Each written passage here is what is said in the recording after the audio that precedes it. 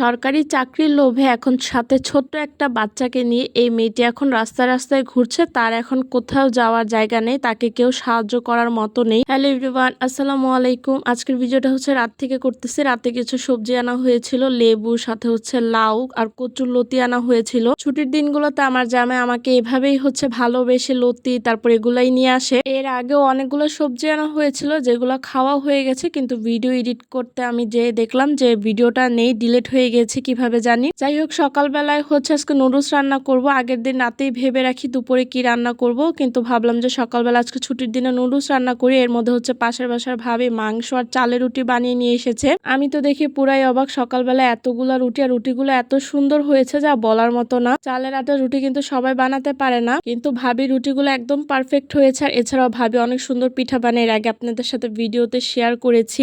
গতকাল রাতে 1টা বাজে এই লতি আর হচ্ছে কাঁঠালের বিচি পরিষ্কার করে তারপর আমি ঘুমিয়েছি। তো এখন হচ্ছে চিংড়ি মাছ দিয়ে রান্না করব। আজকে বড় চিংড়ি মাছ বের করেছি যে লতি রান্না করার জন্য। ভিডিওর শুরুতে কিন্তু জামাইয়ের দোষ দিয়েছে, আসলে আমার জামাই খেতে চাইনি, কিন্তু আমি শখ করে বলেছিলাম যে কাঁঠালের বিচি যেহেতু আছে একটু লতি আনতে, আর চিংড়ি মাছও আছে, তাই ভাবলাম আজকে লতি দিয়ে চিংড়ি মাছ সাথে কাঁঠালের বিচি দিয়ে রান্না করি। আমি তো এমনিতেই নাচুনে বুড়ি, তার উপরে যদি পাই ঢোলের বাড়ি, এমন হচ্ছে আমার অবস্থা। তারপর আমার জামাই খুব ভালোবেসে আমাকে হচ্ছে লতি এনে দিয়েছে। এখন আমি লতি পরিষ্কার করতে গিয়ে বুঝেছি যে আসলে কতটা মজা লতি পরিষ্কার করা। যদিও এর আগে আমি করেছি, কিন্তু আপনাদের ভাই একদমই এই লতি শাক এগুলো আনতে চায় না, ছোট বাচ্চা আছে যেহেতু বাসায়, এর কারণে। প্রথমে চিংড়ি মাছটা ভালো করে কষিয়ে নিয়েছি, তারপর হচ্ছে কাঁঠালের বিচিটা ভালো করে কষিয়ে নিয়েছি যাতে কষানোর সময় সিদ্ধ হয়ে যায়, কারণ লতি অল্পতেই সিদ্ধ হয়ে যাবে, কাঁঠালের বিচিটা সিদ্ধ হতে বেশি সময় লাগে। তারপর লতি কষানোর পর সামান্য পানি দিয়েছি 1 কাপের মতো। 1 কাপে লতিটা পুরোপুরি সিদ্ধ হয়ে যাবে। আমাদের সমাজে একজন মেয়ে যে কতটা অসহায় সেটা আসলে যে যেই পরিস্থিতিতে থাকে সেই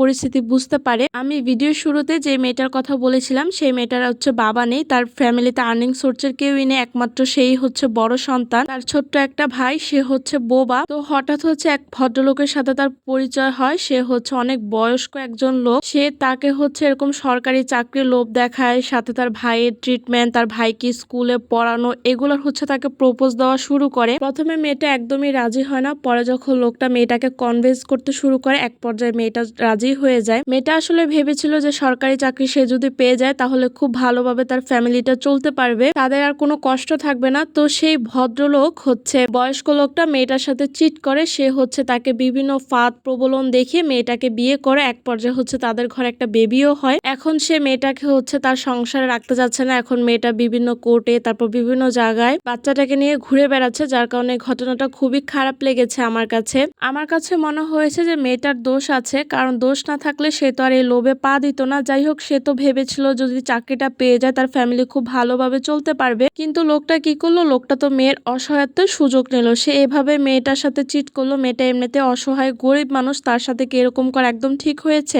আমি শুধু ভাবতেছি বাচ্চাটার কি হবে, কোনো মেয়ে যাতে এরকম বিপদে না পড়ে সেই দোয়াই করি।